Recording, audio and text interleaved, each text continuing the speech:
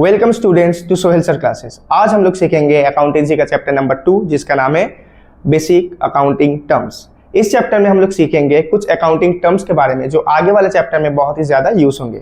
तो चलो शुरू करते हैं।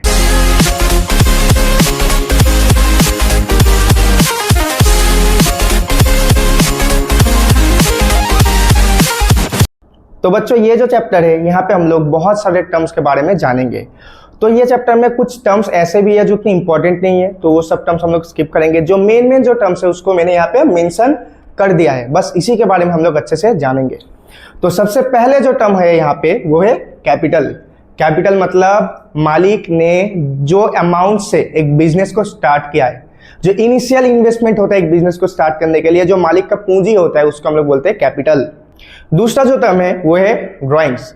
ड्राइंग्स मतलब कभी कभी जो ओनर होता है उसको अपने पर्सनल घर के खर्चे के लिए कुछ पैसे को विड्रॉ करना पड़ता है, तो ऐसे अमाउंट को हम लोग बोलते हैं ड्राइंग्स। तो जो अमाउंट एक ओनर विड्रॉ कर रहा है अपना हाउस होल्ड एक्सपेंसेस के लिए, तो ऐसे अमाउंट को हम लोग बोलेंगे ड्राइंग्स। नेक्स्ट जो टर्म्स है वो है लाइबिलिटी।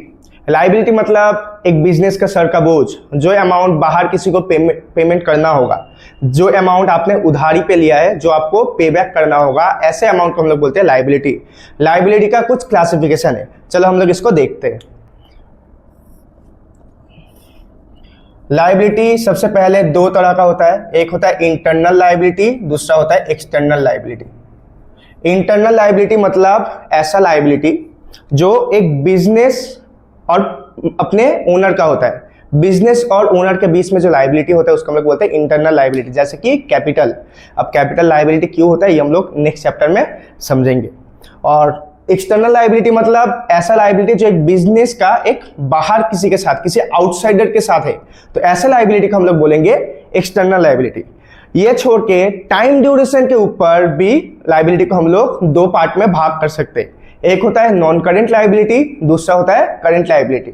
नॉन करेंट लायबिलिटी मतलब ऐसा लायबिलिटी जो आपके पास पेमेंट करने के लिए, आपको पे बैक करने के लिए मोर देन 12 मंथ्स का टाइम है, ऐसे लायबिलिटी को हम लोग बोलेंगे non current liability.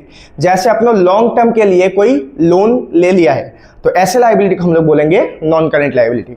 Current liability मतलब ऐसा लायबिलिटी जिसको पे बैक करने के लिए आपके पास सिर्फ 12 मंथ का ही टाइम है, उससे पहले आपको पेमेंट कर देना होगा, तो ऐसे लायबिलिटी को हम लोग बोलेंगे current liability.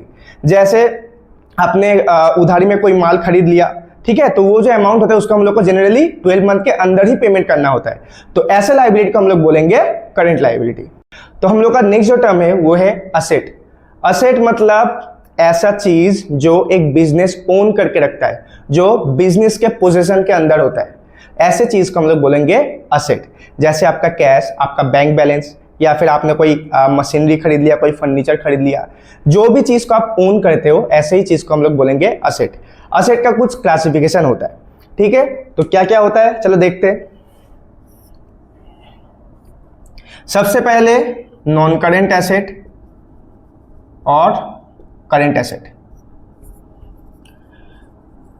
Non current asset मतलब ऐसा एसेट जो मैंने ऑब्टेन किया है, जिसको मुझे बेचना ही नहीं है, जिसको हम बेचेंगे नहीं, 12 मंथ के अंदर हम लोग बेचेंगे नहीं, या फिर उसको हम लोग बेचने के लिए खरीदे ही नहीं है, तो ऐसे एसेट को हम लोग बोलेंगे नॉन करेंट एसेट। जैसे सपोज आपने मशीनरी खरीद लिया, तो हम जब मशीनरी खरीदते हैं, मेरा मेन मोटिव ये नहीं होता कि हम लोग वो एसेट को बेच देंगे, मेरा मोटिव क्या होता है कि हम उससे प्रोडक्शन को बढ़ाएंगे, तो ऐसे एसेट को हम लोग बोलेंगे नॉन करेंट एसेट। और करेंट एसेट मतलब ऐसा एसेट जिसको हम लोग ऑब्टेन ही करते हैं या फिर हम लोग परचेस ही करते हैं रीसेल करने के लिए, ठीक है, तो ऐसे एसेट को हम लोग बोलेंगे करेंट एसेट। जैसे आपने कोई सपोज कीजिए आपने कोई गुड्स खरीद लिया जिसको आपको बेचना है, और कितना टाइम में बेचेंगे हम लोग उसको, with in a period of 12 months, तो ऐसे एसेट को हम लोग बोलेंगे करेंट एसेट।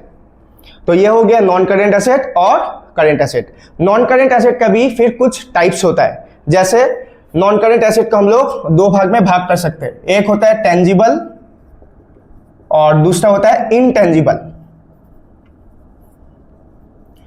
इनटेंजिबल एसेट मतलब ऐसा एसेट जिसको आप लोग टच नहीं कर सकते या फिर देख नहीं सकते, ऐसे एसेट को हम लोग बोलेंगे इनटेंजिबल एसेट। जैसे बिजनेस का एक जो गुड नेम होता है जिसको हम लोग गुडविल बोलते हैं, हम लोग उसको देख नहीं सकते, लेकिन हम लोग को मालूम है कि एक ऐसा चीज, एक ऐसा एसेट प्रेजेंट होता है, तो ऐसे एसेट को हम लोग बोलेंगे इनटेंजिबल एसेट। और टेंजिबल एसेट मतलब ऐसे एसेट जिसको हम लोग देख सकते हैं, टच कर सकते हैं, जैसे आपका बिल्डिंग, आपका प्लांट, आपका मशीनरी, तो ये सब एसेट को हम लोग बोलेंगे टेंजिबल एसेट। तो बच्चों ये जो नेक्स्ट कुछ टर्म्स है, capital receipt, revenue receipt, capital expenditure, revenue expenditure, ये चार जो टर्म है, इस टर्म के लिए एक अलग से पूरा चैप्टर है, तो हम लोग वो चैप्टर जब समझेंगे तब इसके बारे में हम लोग अच्छे से पढ़ेंगे। अभी फिलहाल इसको हम लोग स्किप करते हैं।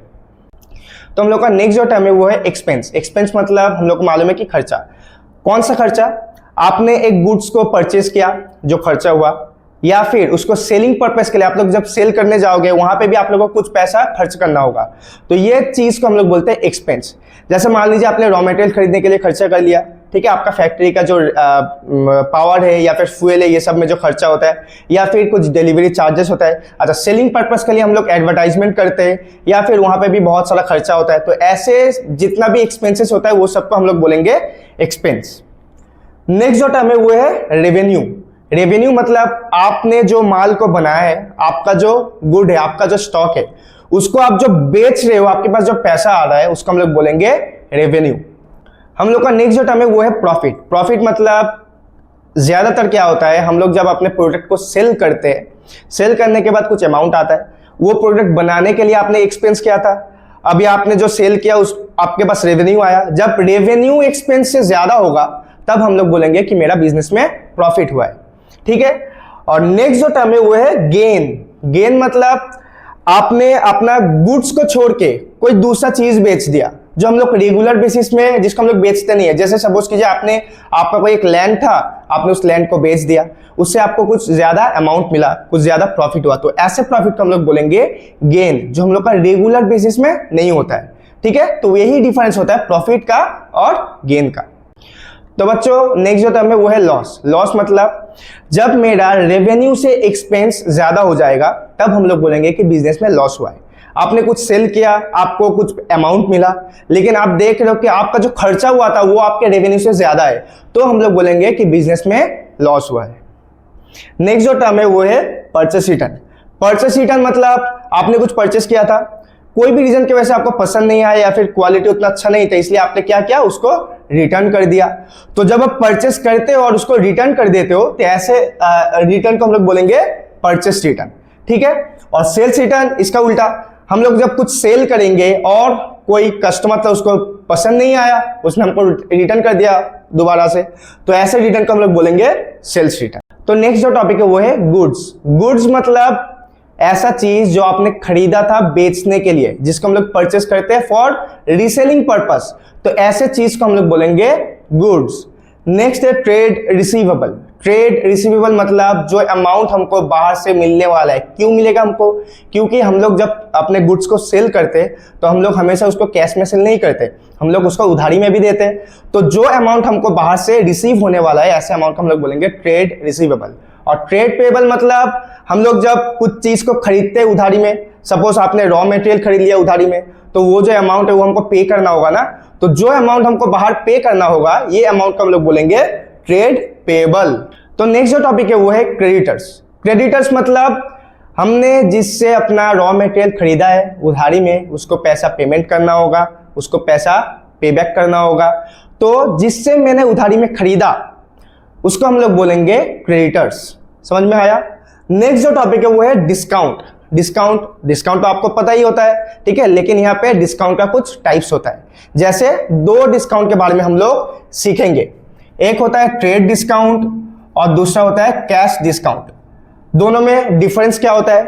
ट्रेड डिस्काउंट हम लोग तभी देते हैं जब हमको कुछ क्वांटिटी में सेल करना होगा, ठीक है। जब क्वांटिटी के ऊपर हम लोग कोई डिस्काउंट का अलाउ करते हैं तो ऐसे डिस्काउंट को हम लोग बोलेंगे ट्रेड डिस्काउंट, ठीक है। और कैश डिस्काउंट मतलब सपोज आपने कोई आपका गुड्स को सेल कर दिया, ठीक है, लेकिन आपको वो पेमेंट अभी नहीं देगा, बाद में देगा, लेकिन आपने उसको ऑफर किया कि अगर तुम मेरा पेमेंट जल्दी दे दोगे तो तुमको कुछ डिस्काउंट मिलेगा।